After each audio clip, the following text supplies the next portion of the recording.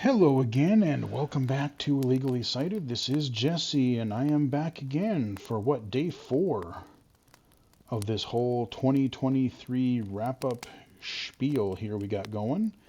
Last time we talked about the retro first-person shooter goodness that we've enjoyed this year, but now it is time to chat a little bit about some accessible games of the year. So let's change our fire, shall we? We are no longer in the depths of hell and demons with our red fire.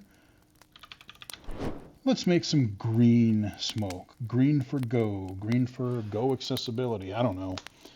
So we got our green pixel fire here. And yeah, let's talk some accessible games. So we're going to start by talking about PC and console accessible games, because there were quite a few, and I may have missed a few. But again, there's so many games, it's hard to play them all. And we're going to talk about mobile games as well. Of course, I'm going to start with the Toby Doom mod, because I've been, working with Mr. Alan D1 on that over the last couple of years, and it's in a really, really good place, version 6.0, 6.1. We have 3 campaigns now, custom campaigns, Toby Deluxe 1 and 2, and Operation, oh crap, what is it called? I can't remember the name of this. I always forget the name of the campaign. But it's an all-new campaign that's got a little bit more story focus in it. I can't remember the stupid name. Operation MDK, that's what it is, yeah. So 3 original, all-new Doom campaigns, plus being able to try the original levels of Doom 1 and 2. Thank you, Mr. Alan D1 and team. You guys are awesome. Keeping the Doom thing alive, 30th anniversary, everybody's still thinking and playing Doom, and now blind people can too. So we had to start with that. Proud of that. The Last of Us Part 1 coming to the PC earlier this year. And yeah, it is fully blind playable. All the features that were in the PlayStation version have come to the PC. Had some definite performance and other weird issues around launch. Thankfully, I had the hardware. I think I could kind of mostly brute force my way through it. I had one really weird bug when I recorded the video where it loaded a level and the textures were all just completely messed up, and so exiting and going back into the game made it fine again. And I think it was fine ever since after that, but hopefully it's been optimized since more. But you do need a beefy PC to run it. You should have an SSD. You should have ample RAM, I would say 32 gigs, I would say, to be safe. I'm glad I had 64, but yeah, it is, hopefully they optimize the CPU and RAM usage, video card usage, because even on high-end machines, it was kind of having some issues, and so I really hope that Naughty Dog has fixed that more, and I hope that when they hopefully inevitably release the Last of Us Part 2 remaster that is now coming to the PlayStation 5 in 2024, in January 2024 at that, so we don't have to wait long. When that inevitably, hopefully comes to PC, I hope they've learned their lesson and make it a little bit more optimized at launch. But as someone who loves the Last of Us series, loves what they've done for accessibility in general, not to mention low vision accessibility, blind accessibility, is just so damn good to have a AAA game that is this fun and this cool, and it is just it's made it so much easier to play. The pathfinding and menu narration alone, the high contrast, there's so many things in that game that make it just like it's still a difficult game, but it's because of the game being, it's the game mechanics. It's not You're not fighting with the accessibility of the game. I mean, the accessibility just makes it a joy to play. So, really hoping that Last of Us 2 also comes to PC, because I will buy the hell out of that when it does. Brock the Investigator, a combination point and click adventure with some beat 'em up brawler mechanics. Pretty cool combination. Fully voice acted. Like the voice acting of the characters a lot. Brock is a cool dude. Literally, you got your gator, there's robots, there's there's dogs, there's just all kinds of different, like, anthropomorphic animals and robots and all kinds of different things. And it's got full menu narration, some game assists. It's got, it's totally blind playable. Yeah, big shout out. The indie games are just as important as AAA, and what he has done. And this is a game that is accessible on every platform: PC, Xbox, Switch.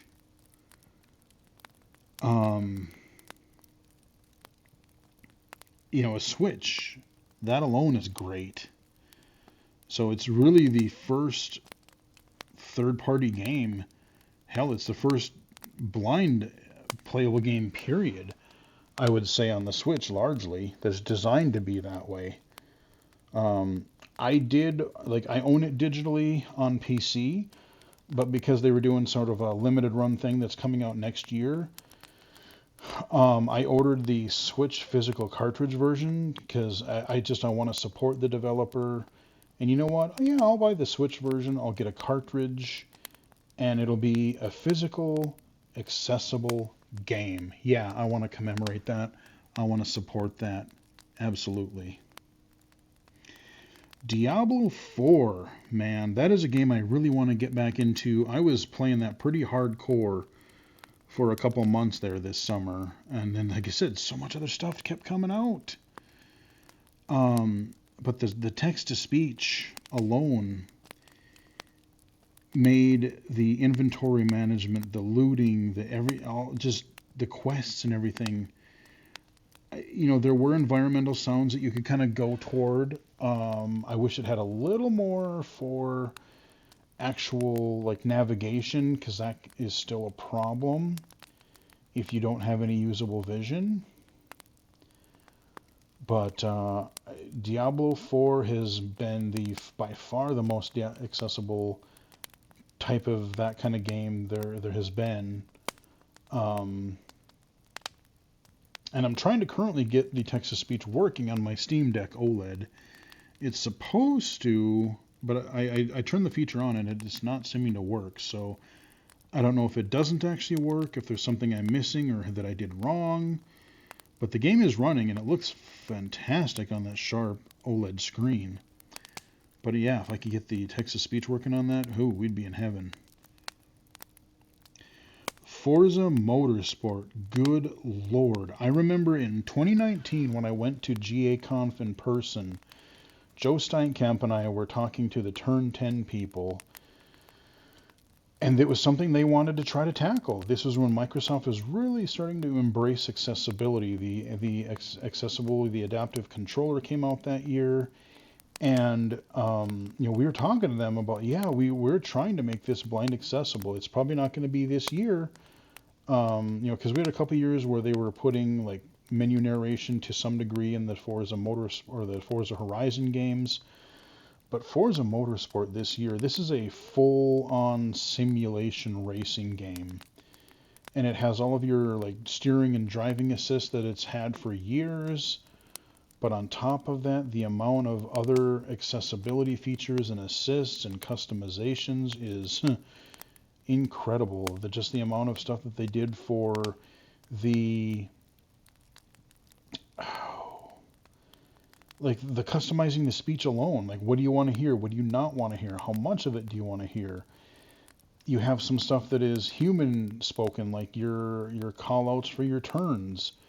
You have text-to-speech notifications.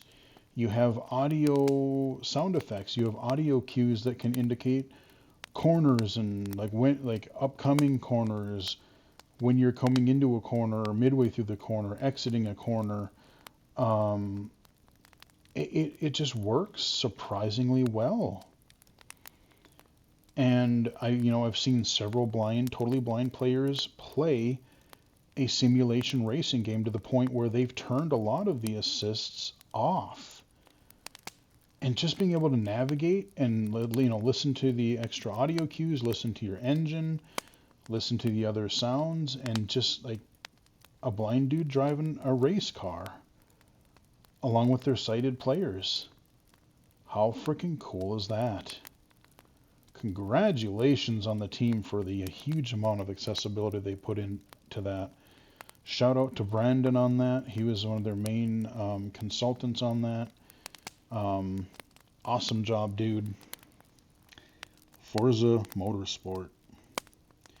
Stories of Blossom, another really charming indie game. Again, it's geared toward younger gamers, which is fine. Like I said, which is great. Not everything has to be M-rated, and we got things like Mortal Kombat and The Last of Us, and yeah, they're great, but not something I would let my, if I had a kid, if I had an 8-year-old or whatever, no, you're not going to play The Last of Us. Hell no.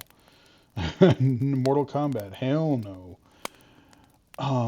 It's a point and click adventure game. It's got a really nice hand-drawn art style, but it's got like gameplay assists for motor impairments. It's got large text. It's got menu narration, audio description, simple controls, a fun little story to go through. I did finish it. Yeah, it's just a really, really nicely, a really good point and click style adventure. Firebird, kind of another adventure-ish type of game. Got some dialogue choices, got some puzzles, you got some. It's a game that I have gotten a little ways into, but I just haven't had a chance to get back to it. Again, there's just too many damn games coming out. And I have this other thing called like a job and other commitments and other hobbies and other things I want to do besides gaming. So mainstream games, accessible games, I just can't keep up with them all. I haven't been able to, there's still loads I haven't been able to play. Mortal Kombat 1, another gem. They went a long way from Mortal Kombat 11 to Mortal Kombat 1. We have full menu narration, can read all the tutorials, all the move lists, largely get through invasion mode. The story mode is completely ludicrous as usual, which is absolutely the best thing. Audio described cutscenes, audio described fatalities, brutalities. Again, the menu narration, full text to speech. Awesome. Extra audio cues for like where people are, like indicating meters and distance away from enemies, and just a really, really, I know there's still a few things that there were they need to improve here and there, but I mean, this is bar none the most accessible fighting game there has ever been. Awesome job, NetherRealm. I'll also mention Street Fighter 6 here. I mentioned it in the mainstream games because I'd consider it more of a low vision game than a blind game. And again, I know, all of the previous like fighting games, they, be it Mortal Kombat, Virtua Fighter, Street Fighter, Tekken, whatever, it's memorizing move lists and menu order and all that. And the fighting game, the fighting itself is more accessible to blind players, but Street Fighter 6, they added some audio cues for in-game fights, but there's just a lot of jank to it as well. They only being able to adjust some accessibility options at the main menu, not while the game is paused. No menu narration, none. low contrast and small text in some places. A lot of your character dialogue in the World Tour story mode, text only. Like you get your major cutscenes, but then your incidental character dialogue, nope, it's all text. It kind of just seems, both from an accessibility standpoint and kind of a immersion standpoint, it kind of takes you out of the game because you want to hear you want to hear characters, you want to hear the voice acting, you want to be more immersed in the world. So kind of a missed opportunity there. I'm glad they're trying. I'm glad they took the first step. But it's a thing, and I just as I'm recording this, the Tekken 8 demo apparently came out on the PlayStations today, and it's going to come to other Xbox and PC like next week, I think. And from what I've heard, that's another game that's even got less accessibility, especially for blind players. I've heard it's got wonderfully tiny text too. Oh joy, oh joy. So, there's a couple companies are starting to, but the Japanese game companies are seemingly behind what America and Europe are doing. So I would love to see accessibility kind of become more of a thing for Japan, because they have a lot of neat games, they have a lot of fun games, but accessibility is kind of not a major consideration yet. Upheaval. This is a really neat accessible game. A very deep accessible game that I want to get more into. But I haven't really gotten a chance to yet. It's still in development. There's a graphical and a text version of it, but they're working on making the graphic version also screen reader or text-to-speech accessible.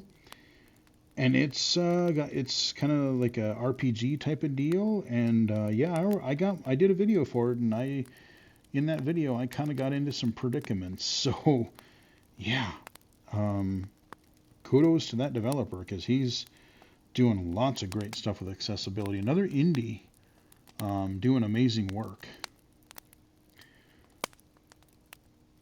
And those are a lot of the PC ones that I can kind of think of, PC and console ones. I might have missed a few here and there, but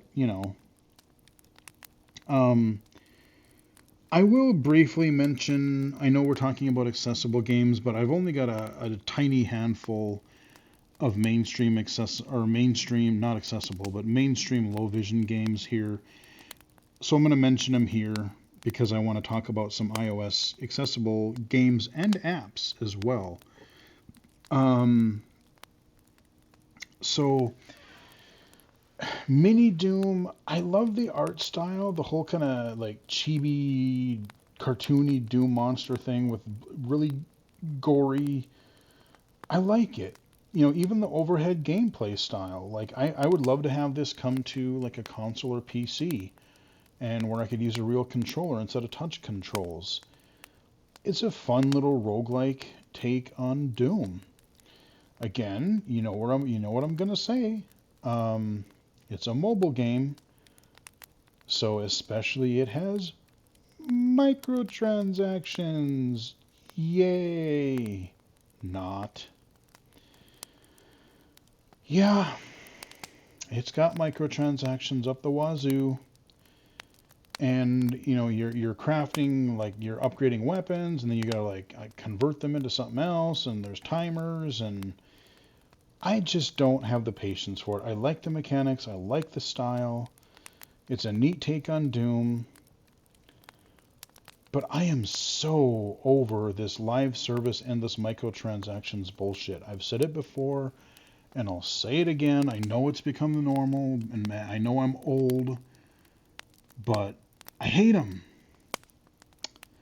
So I played it for quite a while earlier this year, but I really fell off when it was like, you know what? It's just grinding and random loot and timers, and I just, I'm like, I'm not doing this anymore.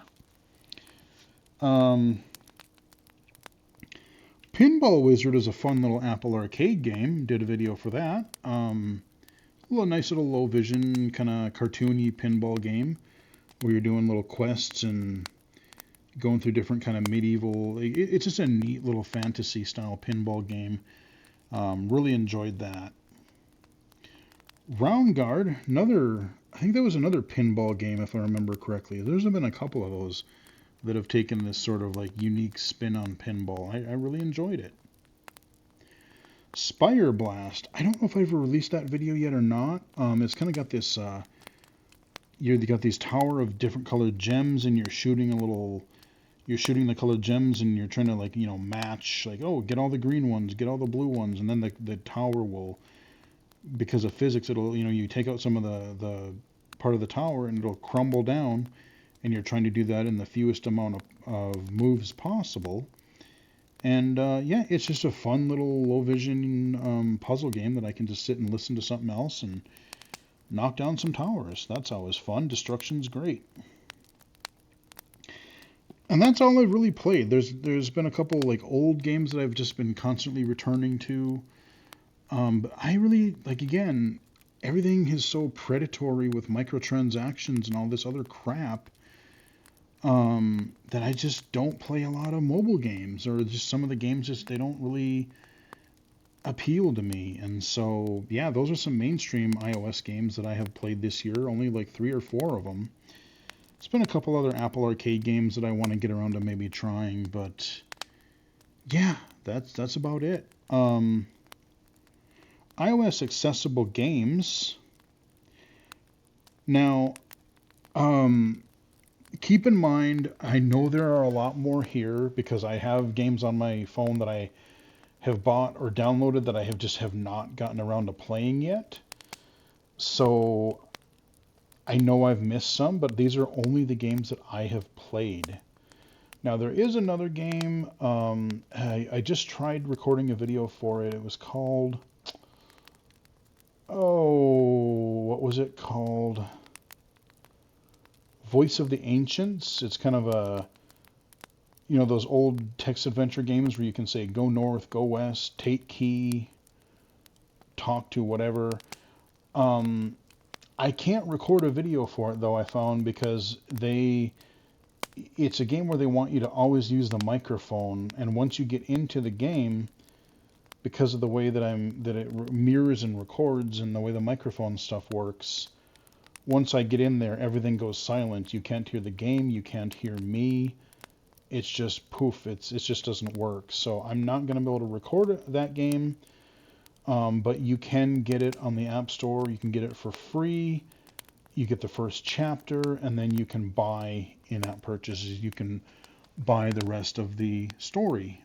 So it is neat. But that one I will also throw a little plug for, since I'm not able to do a video for it right now. Empire's Order. Ugh.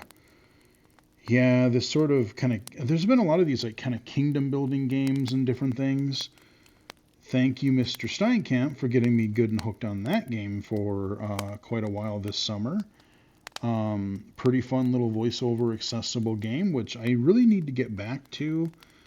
I got pretty far in, but it's kind of got this like roguelite type of element. You get so far and then you just get screwed over, and like you got to play your resources carefully, and it's a pretty deep game. And I'm not super good at it, but it's got some challenge. It's got some, you actually really have to think about what you're doing and what order you do things in. I've done a video for it. Check it out. Xanagrams, indie developer, a one-man team making a anagrams word game that is blind voiceover accessible. Actually, I think that was one game that also won one of the AppleVis awards this year, so congratulations on that. I've played a fair bit of that, and again, I'm terrible at trying to think of the words for some of these categories, but it's a fun little word game. Sound matching, just a very basic kind of like a tile matching game. Not much really else to say for it, but again, just introducing to voiceover. It doesn't hold my attention for very long, but especially if you're younger or newer, and it's a good way to learn like the spatial stuff, and it's a good way to learn voiceover. Quizoid, it's older, but I did play it this year, and it's a pretty fun little trivia quiz game. And I had some fun playing that a little bit earlier this year. Study with subwords. This was kind of a neat thing. You got all kinds of different topics, and it's again, it's like a study, like almost like a flashcard type of deal.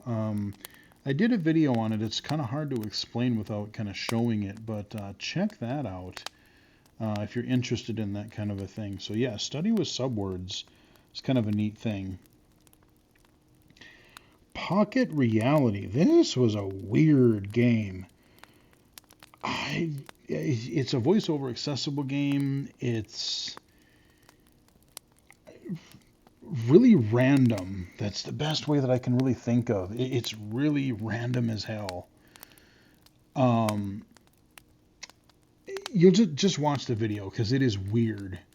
And if you're looking for something a little bit off kilter that's also accessible, you might want to give that one a look. Eldrum Red Tide, that was one that I got kind of hooked on a little bit earlier this year. There's been a couple of these Eldrum games, and they are also pretty deep as far as some of their like RPG-esque mechanics and stuff like that. I haven't beaten it yet, but I got pretty dang far into it, and I'm kind of getting my butt kicked, so I need to do some figuring out of what I want to do, how I want to approach things. But Eldrum Red Tide, not a bad little, not a bad accessible game whatsoever. Spelling Queen, another. I know I played it. I know I kind of liked it. I'm trying to think of what the game mechanics were for that. Like I said, I know I liked it. I know I enjoyed it. I'll throw another log on the fire here. I don't know. It was fun though. Like I said, you can check that out. I wish I could tell you more about it, but it's kind of blanking in my head right now. Knocked. Okay, yeah, that one was another sort of a text adventure type of game from what I recall. I don't know if I ever finished it though. I did a video for that as well though. I would definitely check that out if you're looking for more of, again, another text-based voiceover accessible game. Beyond the Chiron Gate. That was also another one that had a little bit of it was a fairly deep game that was kind of fun. I believe I did a video for that one too. So Beyond the Chiron Gate, again, that's one that's got a fair bit of depth to the decisions that you make and how you want to run everything, and it's kind of a neat deal. Home Quest. This is one that it's kind of an idle game, an item that's, I don't know if I would say kingdom build. No, not really a kingdom building. It's an idle game, and you can play it sort of solo, but then you can join or create your own sort of guild. I've been a member of this blind guild now since early this year, because I know last year when I was on the Aaron Spelker video with Liam and Mike, Mike is running it, and so I've been in that for a little while. I mean, there's really not much you do. You hit some buttons, you build up some things, you get some armor, you enchant weapons and armor and things, and you just really click a button and watch progress bars or watch percentages go up, and then you just wait. You wait for water to regenerate. You wait, which is your main resource. You wait for these timers to unlock, and then you click battle, and it does like an auto battle thing. There's not a lot to it really, but you play it for 5-10 minutes, then you just go away until later, and that, like, maybe once or twice a day you pick it up and play it for a few minutes, and then whatever. It's neat. but it, like I said, I'm kind of just maybe playing it more so for the sake of the clan that we're in. Like it doesn't take a lot of commitment. It doesn't take a lot of time. I'm not like there's not a lot of actual like engaging gameplay to it. So if you're looking for like major decision making or action based gameplay, you're not going to find it there. But again, it's meant to be. There's a lot of idle games for sighted players, and this is one of those types of games for blind players. Evidence 111. This one was really pretty cool. I enjoyed. I think I even beat that one. Yeah, Evidence 111, really cool audio game, kind of a mystery detective type of game. I really enjoyed it. Not really going to say much else. Go and watch a little bit of the video that I did for it earlier this year. Highly recommend Evidence 111. I enjoyed that one. Time Crest. This is another game that I need. Oh, again, there's so many things. There's not enough hours in the day. I got to be on the Blind Abilities podcast doing an interview with the developer. I've been chatting with the developer over email a little bit, and I did a video for it a little bit earlier this year. It is like a text, like a choose your adventure type of thing where you're talking to this person that is communicating you from this like device. They're in their world, you're in their world, and you can only communicate with that person. And there's this big like conspiracy. There's like some like meteors that are coming down toward Earth, and like the world could end. But you're communicating back, and like or this person is relaying everything to you through the game, but it takes place kind of in real time. So like if she has to do something, she has to travel somewhere, she wants to sleep for a while, it'll say, oh, this task will be done in 5 minutes, or oh, they're away for the next 8 hours. And in real time, you just have to wait. So you pick it up, you read a little bit of the story, make some decisions, and then you put it down for a little while. So it's a really neat kind of take on, and I think I'm into like late chapter 2, early chapter 3. So I'm wanting, like, I have some resources built up. So I want to trigger, like, so you can get these potions or whatever, where you can avoid some of the lesser timers that you can get. And so I'm trying to wait until there's a time where I feel like I have a good, because it'll be like a week at a time. So if I can find a week where I can just know that, okay, I'm going to play this for a couple hours a day or a few hours, whatever in between, and I can get through the story, because I'm impatient. Like, I want to know the story now if I keep going. I don't want to wait for 3 hours or 4 hours or 8 hours.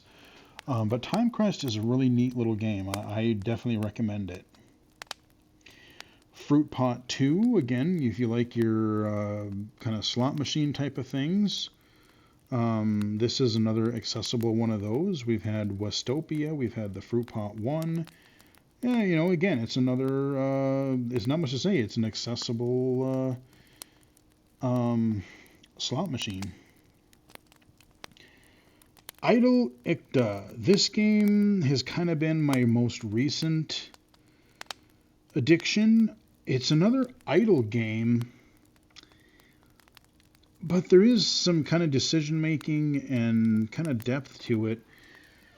I just released a video for it as I'm recording this, I think literally the other day.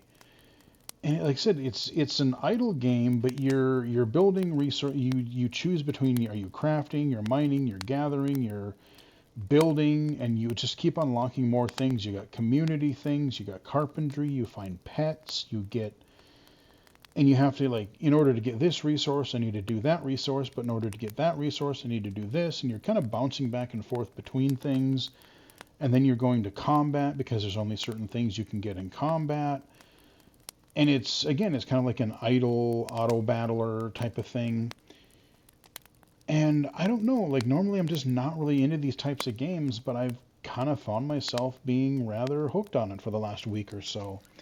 So I would give that one a shot. Check out that video that I did recently for that game. Planet Life is another one where you're doing these little dungeon crawls and you're an actual like sentient planet or something. And again, there's this weird off-kilter randomness to that game where like you're just meeting like a space apple and just I don't know. There's some weirdness to it. And when you get as like I haven't beaten it yet, but I'm like well into like chapter 3 now, and the mechanics have totally changed, and I'm going, what in the hell is happening in this game? Chapter 1 and 2 are fairly similar in the type of game, and then I don't know, man. Chapter 3 has just gotten weird. So that's another one that I've been playing off and on. I need to try to finish. And those are some of the, I might have missed one or two here, but those are some of the iOS accessible games that I played this year. Again, I know there are more. I've downloaded some. There's a couple of card battler games that I've heard about that are both. There's one that's on PC and iOS, and I have both versions. I can't think of the name of it right off the top of my head, but that's out there. There's another card battle game or two that I could play. Like I said, I've got a couple other ones that are just queued up. I just have not had time to really sit down and try. So again, expect more accessible game content next year. Before we do wrap it up, and we are on the topic of accessibility, I do want to just call out a couple of apps. One app that I really haven't done a video for, not sure that I will be able to do a video in the way that I'd like to do a video for it. But there is an app called OKO, or Oko. I didn't know how they were saying it, but I've heard a presentation recently and they call it Oko. And this is a navigation aid for blind low vision where you hold it in front of you. You hold your phone in front of you with your camera facing forward, and it tries to find the lights, the stoplight of an intersection. And it'll tell you when the walk sign is on or when it's off. So it tells you when it's safe to walk, when it's not. Now again, a huge disclaimer, and they say this, it is not a replacement for O&M skills, your mobility skills. Use your cane, use your dog, listen to things, use your hearing. Because there's traffic, there's other things happening in the world. And at first I was like, well, yeah, but like if you're at a stoplight, those are the intersections that are generally pretty easy. But then I thought about it, and it was like, actually, especially several years ago when I first moved into this apartment, for like the first 5-6 years I lived here, the intersection right by where I live was a royal pain in the keister to cross. Because one way it was really easy because you had a lot of parallel traffic that would flow with you.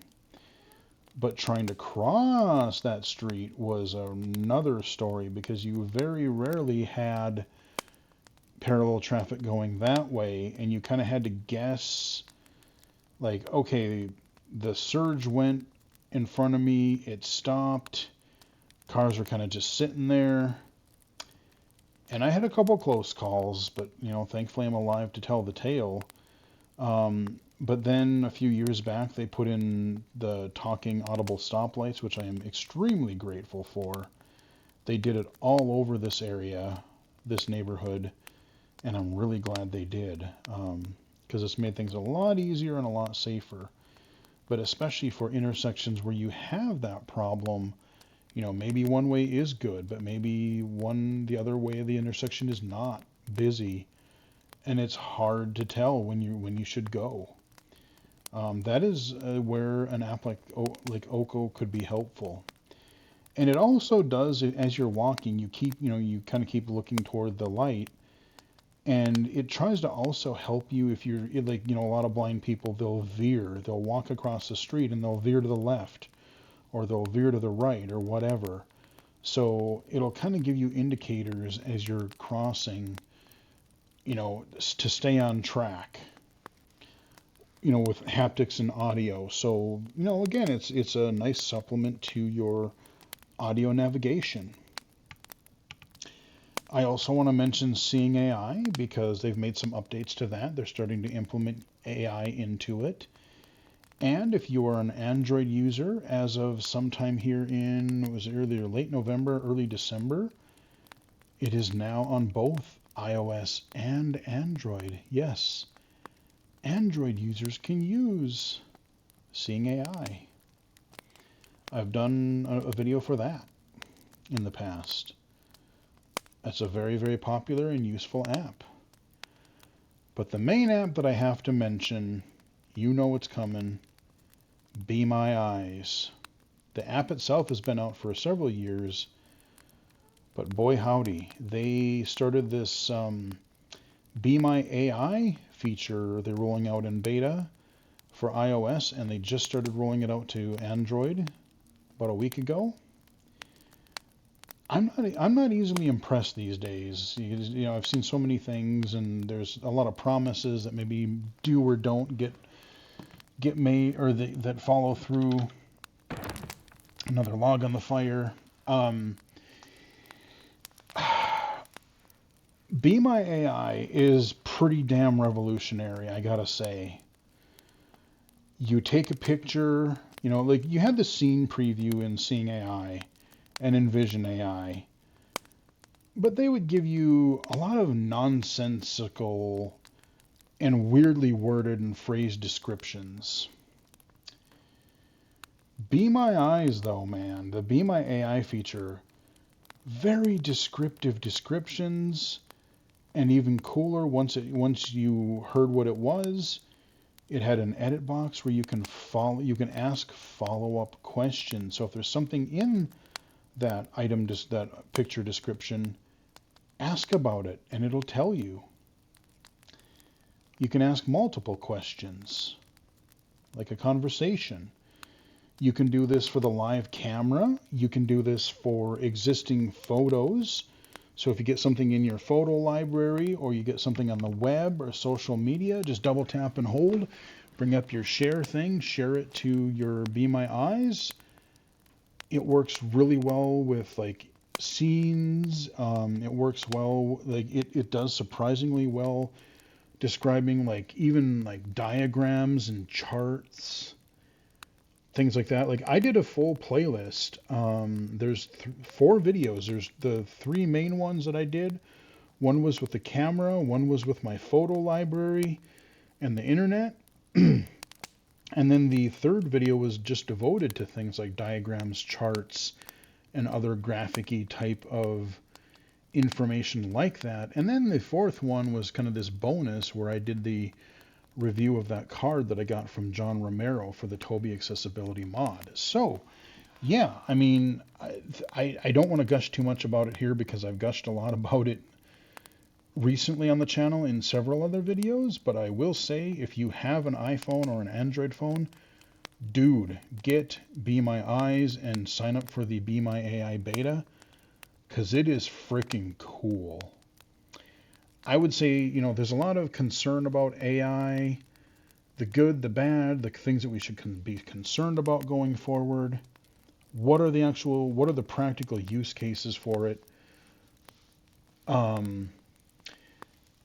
This is, I think, one of the most practical things and useful use cases that I've seen for for AI. So yeah, I think that is where we are going to wrap it up. We got one more video to go. We're going to take a look at just talk about a couple other gaming media type things, and then we're going to maybe take a quick peek into next year. So hope you guys enjoyed this video. Hope you guys have enjoyed the week so far. Give the videos a like if you did. Follow me on Twitter /X at BGFH79. twitch.tv/illegally-cited, illegally-cited.com, and right here on YouTube. Until next time, I will chat with everybody again later.